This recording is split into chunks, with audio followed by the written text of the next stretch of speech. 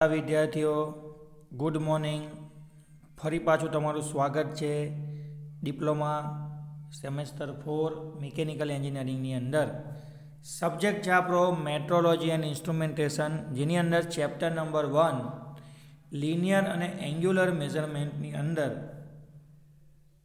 Chapter number 1માં ગઈકાલે આપણે વાત કરી રહ્યા હતા સ્ટાન્ડર્ડ અને સ્પેસિફિકેશન વિશે. ગઈકાલનો લેક્ચર હતો એ આપણો આખો સ્ટાન્ડર્ડના બેઝ પર લેક્ચર હતો કે મેઝરમેન્ટની અંદર સ્ટાન્ડર્ડ કોને કહેવાય છે, કયા કયા પ્રકારના સ્ટાન્ડર્ડ યુઝ થાય છે, જેમાં આપણે primary standard, secondary standard, tertiary standard અને વર્કિંગ સ્ટાન્ડર્ડ વિશે વાત કરી હતી. ઓકે, એ આપણો સ્ટાન્ડર્ડ અને સ્પેસિફિકેશનનો પહેલો લેક્ચર હતો, જેમાં આપણે જસ્ટ સ્ટાન્ડર્ડ વિશે માહિતી મેળવી હતી. એ જ લેક્ચરને એ જ ટોપિકને આજે આપણે કન્ટિન્યુઅસ કરી રહ્યા છે. આજે આપણે ડિસ્કસ કરવાના છે સ્પેસિફિકેશન વિશે. તમે ઘણી બધી જગ્યાએ જોયું હશે કે પ્રોડક્ટના સ્પેસિફિકેશન સારા નથી, પછી મોબાઈલના આ ફીચર્સની અંદર જે સ્પેસિફિકેશન છે બરાબર નથી આપ્યા. ક્લિયર છે? તમે વારંવાર શબ્દ બોલો છો સ્પેસિફિકેશન, તો એનો ચોક્કસ મિનિંગ શું નીકળે છે તે આપણે સમજવાનો છે. સ્પેસિફિકેશન એટલે દરેક પ્રોડક્ટની અમુક આગવી લાક્ષણિકતાઓ, ધેટ મીન્સ કે કેરેક્ટરિસ્ટિક. કોઈ પણ તમે પ્રોડક્ટ લેવો એ પ્રોડક્ટના સ્પેસિફિકેશનમાં તમને એ પ્રોડક્ટની અમુક ચોક્કસ લાક્ષણિકતાઓ દર્શાવવામાં આવે છે. જેમ કે તમે બિસ્કિટનું પેકેટ લેવો, બિસ્કિટના પેકેટની પાછળ પ્રોડક્ટના સ્પેસિફિકેશન આપ્યા છે કે ભાઈ બિસ્કિટ શેમાંથી બનેલી છે, એની અંદર લોટ કયો છે, એની અંદર સુગર કેટલી છે, ફેટ કેટલી છે, કાર્બોહાઈડ્રેટ કેટલું છે, ફેટી એસિડ કેટલું છે. ઓકે, તો એ જ રીતના બીજી કોઈ તમે જો સપોઝ પ્રોડક્ટ લેતા હો કોઈ પણ, તો હવે તમે જોશો કે દરેક પ્રોડક્ટ ઉપર એના સ્પેસિફિકેશન આપેલા હોય છે. ઇવન તમે ટેક્સ્ટ બુક જે લેવો છો ને ચોપડી વાંચવા માટે, તો એમાં પણ એના સ્પેસિફિકેશન આપ્યા છે કે અમે આ ટેક્સ્ટ બુકની અંદર આટલી વસ્તુઓ અલગથી સારી રીતના દર્શાવેલી છે. ઓકે, તો સ્પેસિફિકેશનનો મતલબ તમે સમજી ગયા હશો કે પ્રોડક્ટની અમુક ચોક્કસ લાક્ષણિકતાઓ, જેને આપણે સ્પેસિફિકેશન કહીએ છે. હવે થોડું ટેકનિકલી સમજીએ મિકેનિકલની લેંગ્વેજમાં, તો એક્ઝામ્પલમાં પણ એવું કહે છે કે લેથ મશીનમાં, આપણું જે લેથ મશીન છે જબરજસ્ત એક નંબરનું મશીન. ઓકે, તો એ લેથ મશીનના સ્પેસિફિકેશનમાં શું આવે, તો હેડ સ્ટોક અને ટેલ સ્ટોક વચ્ચેનું ડિસ્ટન્સ. ઓકે, એના આપણે સ્પેસિફિકેશન કહી શકીએ છીએ. પછી નીચે જે સ્ક્રૂ થ્રેડ આવે છે, અથવા તમે કોઈ બીજો કોઈ સ્ક્રૂ યુઝ કરતા હશો, તો સ્ક્રૂ થ્રેડમાં એની પીચ આવે છે. પીચ એટલે બે નજીકના થ્રેડ વચ્ચેનું ડિસ્ટન્સ. ક્લિયર છે? તો આ રીતના તમને દરેક ટેકનિકલ વસ્તુ કે પછી કોઈ નોન ટેકનિકલ વસ્તુ, અથવા તમે XYZ કોઈ પણ પ્રોડક્ટ લેવો, તેમાં તમને એના સ્પેસિફિકેશન આપેલા હશે. સ્પેસિફિકેશનને કારણે વસ્તુને સમજવી અને વસ્તુ વિશે જે જાણવાનું હોય ને, માહિતી જો આપણને જોઈએ છે, એ માહિતી આપણને સરળતાથી મળી રહે છે. ક્લિયર છે? પ્લસ નિશ્ચિત સ્પેસિફિકેશન હોવાથી અથવા પ્રોડક્ટના સ્પેસિફિકેશન નિશ્ચિત થવાથી, એને તમે ફિક્સ કરી દેવો, તો એનાથી પ્રોડક્ટનું ઇન્સ્પેક્શન અને ગુણવત્તા સરળતાથી નિયંત્રિત કરી શકાય છે. તમે તમારી કંપનીમાં સ્ટાન્ડર્ડ સેટ કરી દીધા છે અને તમે તમારી પ્રોડક્ટની સ્પેસિફિકેશન ફિક્સ કરી દીધી છે, તો હવે આખી કંપનીમાં જે કંઈ પણ માણસો કામ કરશે, તો એ પર્ટિક્યુલર પ્રોડક્ટ એ જ સ્પેસિફિકેશન પ્રમાણે બનાવશે, જેનાથી ઇન્સ્પેક્શન કરવાનું સહેલું થઈ જશે અને પ્રોડક્ટની જે ક્વોલિટી કંટ્રોલ કરવાની હોય છે એ કરવાનું પણ સહેલું થઈ જશે. ઉપરાંત પ્રોડક્ટની ખરીદી કે વેચાણ સુગમ બને છે. જેટલું તમે ટ્રાન્સપરન્સી રાખો, જેટલા તમે પ્રોડક્ટના સ્પેસિફિકેશન સારા બતાવો, એટલી પ્રોડક્ટ વધુ વેચાય છે. કારણ કે હવે કસ્ટમરને ધીમે ધીમે બધી વસ્તુ સમજમાં પડવા લાગી છે. હવે એને ખબર પડી ગઈ છે કે ભાઈ કઈ વસ્તુ મારે કઈ પ્રોડક્ટની અંદર જોવાની છે અથવા કઈ પ્રોડક્ટ મારા માટે યોગ્ય છે. ક્લિયર છે? તમે કંપની ખોલીને બેઠા છો તો કસ્ટમર તમને પૂછવા નહીં આવે. તમારી જે એડવર્ટાઇઝ થાય છે, તમે જે પ્રોડક્ટ ઉપર સ્પેસિફિકેશન આપો છો, તમે જે ક્વોલિટી આપો છો એ પ્રમાણે વસ્તુ ખરીદશે. એટલા માટે એડવર્ટાઇઝ માર્કેટિંગ પણ જરૂરી છે એવું કહેવાય છે. ઓકે, ચાલો આગળ વધીએ. અમુક પ્રચલિત સ્પેસિફિકેશનને સ્ટાન્ડર્ડ ગણી તેને એક આઈડેન્ટિફિકેશન કોડ કે સ્પેસિફિકેશન નંબર આપી દેવામાં આવે છે. એકદમ મસ્ત વાત તમને અહીંયા કીધી છે. કંપનીમાં ઘણી બધી પ્રોડક્ટ બનતી હોય છે. ક્લિયર છે? જેમ કે તમને એક્ઝામ્પલ આપું કે પાર્લેજી નહીં, ખાલી પાર્લે. તો પાર્લે છે ને એક કંપની છે, એક મેઇન કંપની છે. એની અંદર લોકો ઘણી બધી પ્રોડક્ટ બનાવે છે. હવે પાર્લેવાળાનું કામ શું છે? તો કે બધી વેરાયટીવાળી બિસ્કિટ બનાવવાનું અને ચોકલેટ બનાવવાનું, ને પછી એની સાથે સાથે બીજી ઘણી બધી પ્રોડક્ટ એ લોકો બનાવે છે, જે ઇવન આપણને ખબર પણ હશે નહીં. તો કંપનીમાં ઘણું બધું કામ થતું હશે. તો દરેક પ્રોડક્ટને એ લોકો પછી નામથી આઈડેન્ટિફાઈ નહીં કરે. એ લોકો એક પ્રોડક્ટ લેશે, એની આ જે સ્પેસિફિકેશન છે એને સ્ટાન્ડર્ડાઇઝ કરી દેશે અને એને આઈડેન્ટિફિકેશન કોડ એટલે એક નંબર આપી દેશે. જેમ કે પાર્લેજીની પેલી 25 પૈસાવાળી ચોકલેટ આવે છે, એનો કોડ આપી દેવાનો A. ઓકે, એટલે જેટલી પણ ચોકલેટ હશે બધી એ કોડમાં હશે. પછી તમે A1 લખો તો એમાં પાછો સબ પ્રકાર બીજો પ્રકાર પડે, A2 લખો તો બીજો પ્રકાર પડે. પણ તમે જો B1 લખો ને એટલે B1માં આખી પ્રોડક્ટ ચેન્જ થઈ જાય. B1માં પછી લોકો બિસ્કિટ લઈ લે. તો આ રીતના લોકો શું કરે છે, ઘણી બધી પ્રોડક્ટ હોવાથી પ્રોડક્ટના જે સ્પેસિફિકેશન હોય છે એને સ્ટાન્ડર્ડાઇઝ કરીને એને એક આઈડેન્ટિફિકેશન કોડ આપી દે. તો આ જે A1, A2, B1 મેં તમને કીધા ને, જસ્ટ એક્ઝામ્પલ છે, એ પ્રોડક્ટના આઈડેન્ટિફિકેશન કોડ છે. તો એનાથી એને તમે શું કરી શકો છો? આઈડેન્ટિફાઈ કરી શકો છો. બીજું મસ્ત એક્ઝામ્પલ આપ્યું છે, પ્લમ્બિંગ માટે વપરાતી પાઇપોમાં ક્લાસ. પ્લમ્બિંગમાં જે પાઇપ વપરાય છે, તો પ્લમ્બિંગમાં જો પેલી સિમેન્ટની કોન્ક્રીટની પાઇપ પણ આવે, ચિનાઈ માટી એટલે કે પોર્સેલિનની પાઇપ પણ આવે છે, ધાતુ એટલે ગેલ્વેનાઇઝ આયર્ન મેટલની પાઇપ પણ આવે છે, PVC પ્લાસ્ટિકની પાઇપ પણ આવે છે. તો બધી પાઇપને લોકો શું કરે છે? એક પ્રકારનો સ્પેસિફિકેશન કોડ, એક નંબર આપી દે છે.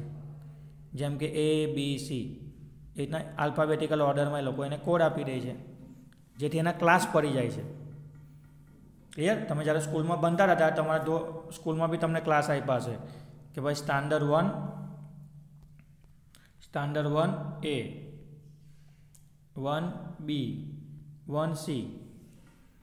ક્લિયર? એટલે તમને શું થાય તો કે 1 એમાં જેટલા છોકરા ભણતા હોય તે ત્યાં જ આવીને બેસે, એ પ્રમાણે ટીચરો એલોકેટ થાય, એ પ્રમાણે ક્લાસ લેવાય, એ રીતના એક્ઝામો લેવાય. ક્લિયર? એ રીતના B હશે, C હશે.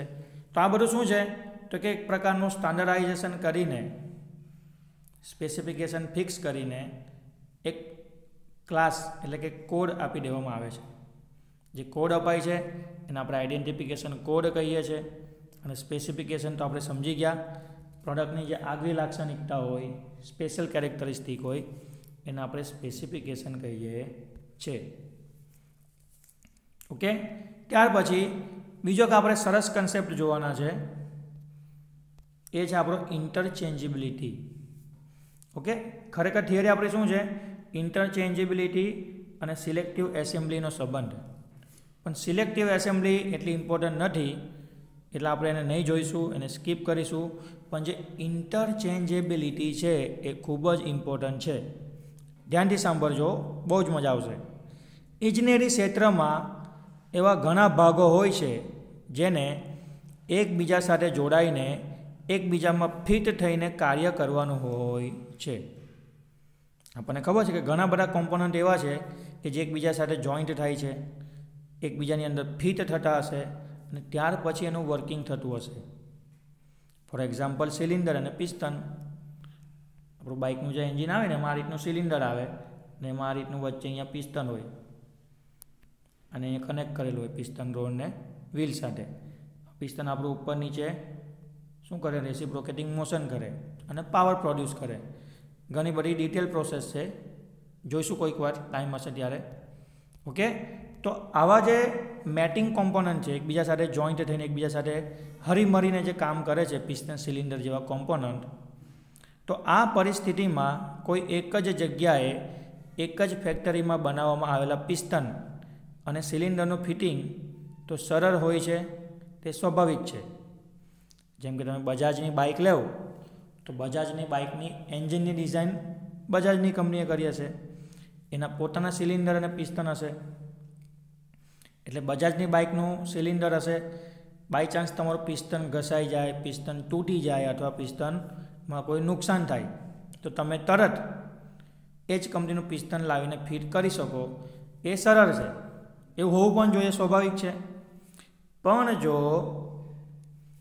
એ જ પિસ્ટન કોઈ અલગ જગ્યાએ બન્યા હોય અથવા કોઈ અલગ અલગ જગ્યાએથી જો બનીને આવતા હોય અને ત્યાર પછી જો પણ એ કોઈ પણ બાઇકના સિલિન્ડરની અંદર જો ફિટ થઈ જતા હોય તો એ ખૂબ જ ઇમ્પોર્ટન્ટ છે.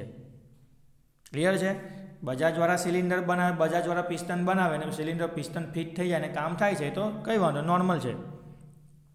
પણ જો પિસ્ટન બનાવતી કંપની કોઈક બીજી જ હોય, 4-5 અલગ અલગ કંપની છે, સપોઝ કે 5 કંપની છે પિસ્ટન બનાવતી, એ 5-5ના પિસ્ટન જો એ 5 કંપનીમાં બનતા પિસ્ટન જો તમારા બાઇકના સિલિન્ડરની અંદર કમ્પ્લીટ ફિટ થઈ જતા હોય તો એ ખૂબ જ ઇમ્પોર્ટન્ટ છે. અને જે ફિટ થઈ જાય છે એ આપણી ઇન્ટરચેન્જિબિલિટી નામની પ્રોપર્ટીને આધારે છે. એટલે આ જે ફિટ થઈ જાય છે અલગ અલગ કંપનીના પિસ્ટન તમારા એન્જિનની અંદર, તો એને ઇન્ટરચેન્જિબિલિટી કહેવામાં આવે છે. એવી રીતના બેરિંગ હોય છે. આપણી બેરિંગ ઘણી બધી કંપની બેરિંગ બનાવે છે, પણ જો તમારી બાઇક, પંખા, મોટર કે એની કોઈ બેરિંગ બગડી જાય છે, તમે ઇઝીલી સેમ બેરિંગ લઈને જાઓ દુકાન પર, બતાવો કે ભાઈ મને આ નંબરની અથવા આ બેરિંગ આપો. કોઈ પણ કંપની હશે, XYZ કોઈ પણ કંપનીની બેરિંગ હશે, પણ જો તમે એ સાઇઝની બેરિંગ લાવીને મૂકશો તો તમારા કોમ્પોનન્ટમાં એ ઇઝીલી ફિટ પણ થઈ જશે અને મશીન તમારી, વસ્તુ તમારી ફરી પાછી કામ કરતી પણ થઈ જશે. તો એ કોને આભારી છે? ઇન્ટરચેન્જિબિલિટીને આભારી છે. આપણે ઘણીવાર ડિસ્કસ કરીએ છીએ ક્લાસમાં કે આપણે બાઇક લઈને ગયા ફરવા માટે, કાં સપોઝ કે મારી પાસે બુલેટ છે ને હું બુલેટ લઈને લેહ લડાખ ફરવા ગયો, લેહ લડાખ પહોંચ્યો અને ત્યાં મારું આગલું ટાયર ફાટી ગયું અથવા મારી ટ્યુબમાં પંચર પર આખી ટ્યુબ મારી ફાટી ગઈ. તો હવે હું શું લેહ લડાખથી ટ્રેન પકડીને અહીંયા સુરત આવીશ ટાયર ટ્યુબ લેવા માટે? ના. સેમ ટાયર ટ્યુબ મને લેહ અને લડાખમાં મળી જશે. અથવા બુલેટ કંપનીનું નહીં હશે, એ કંપનીનું નહીં હશે તો બીજી જે કંપનીનું હશે ને તે પણ મારા ટાયરમાં ફિટ થઈ જશે અને મારું કામ થઈ જશે. તો આ દરેક વસ્તુ ઇન્ટરચેન્જિબિલિટીના આભારી છે. આ ઇન્ટરચેન્જિબિલિટીની અંદર લિમિટ શબ્દ છે, લિમિટ, ફિટ્સ, જો અહીંયા લખ્યું છે લિમિટ્સ, ટોલરન્સ અને ફિટ. આ 3 વસ્તુ છે ને એના કારણે ઇન્ટરચેન્જિબિલિટી શક્ય બન્યું છે. ઓકે, એટલે અત્યારે તમારે ડિટેલમાં નથી જવાનું કે સર લિમિટ શું છે, ફિટ શું છે, ટોલરન્સ શું છે. જસ્ટ અત્યારે એટલું યાદ રાખો કે લિમિટ્સ, ફિટ્સ અને ટોલરન્સ આને કારણે ઇન્ટરચેન્જિબિલિટી પોસિબલ થઈ છે. જ્યારે આગળ આવશે લેક્ચરમાં, ચેપ્ટરની અંદર, ત્યારે આપણે ડિસ્કસ કરીશું. ક્લિયર છે? અત્યારે જસ્ટ તમારે ઇન્ટરચેન્જિબિલિટી કોને કહેવાય છે, એની પ્રોપર્ટી શું છે એ જસ્ટ યાદ રાખવાનું છે. સમજી ગયા? ચાલો, પછી તમે ઘણી બધી વખત શબ્દ સાંભળ્યો હશે જ્યાં તમે તમારી બાઇક, 4 વ્હીલ કે 2 વ્હીલ તમે જ્યારે સર્વિસ સ્ટેશનમાં આપતા હશો ત્યાં બોર્ડ માર્યું હશે કે ભાઈ જેન્યુઇન સુઝુકીના પાર્ટ્સ મળશે અથવા જેન્યુઇન મારુતિ કે પછી હોન્ડા કે બજાજના પાર્ટ્સ મળશે. ક્લિયર છે? તો આ જેન્યુઇન શબ્દ છે ને એ ડુપ્લિકેટ છે ને એનો ઓપોઝિટ કહેવાય.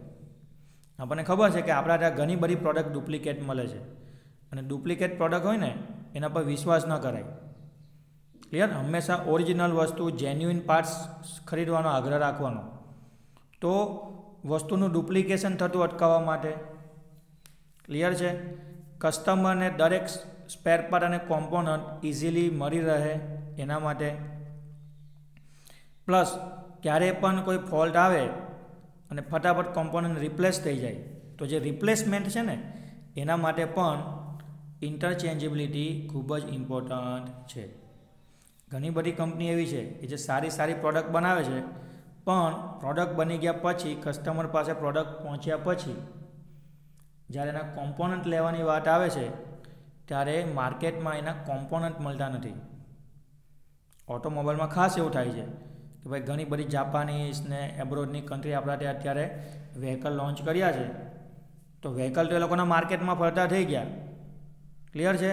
પણ જ્યારે વ્હીકલમાં કંઈ પ્રોબ્લેમ આવ્યો અને એના સ્પેર પાર્ટની જરૂર પડી તો આખું તમે ઓટોમોબાઈલ ફરી લેવું, માર્કેટ ફરી લેવું, દુકાનો ફરી લેવું, એસોસિએશનમાં તપાસ કરી લેવું, તમને એ કંપનીનો કોમ્પોનન્ટ ક્યાંય મળશે નહીં. તો હવે તમારી એ વસ્તુ શું કામની? ક્લિયર? તો પ્રોડક્ટ તો તમે આપો છો, પણ સાથે સાથે પ્રોડક્ટની સર્વિસ, સ્પેર પાર્ટ, કોમ્પોનન્ટ આ દરેક વસ્તુ પણ તમારે ઇઝીલી અવેલેબલ કરાવવી પડે. અને એના માટે જ ઇન્ટરચેન્જિબિલિટી, સ્ટાન્ડર્ડ આ બે વસ્તુ દરેક કંપનીવાળા ફોલો કરતા હોય છે. ક્લિયર? તો તમે સ્ટાન્ડર્ડ અથવા સ્ટાન્ડર્ડાઇઝેશન અને સ્પેસિફિકેશન અને સાથે સાથે જે ઇન્ટરચેન્જિબિલિટીનો કન્સેપ્ટ છે એ ઇઝીલી સમજી ગયા છો એવી આશા રાખું છું. અહીંયા સુધી રાખ્યા છે આજના લેક્ચરમાં. મળીશું આવતીકાલે. Thank you.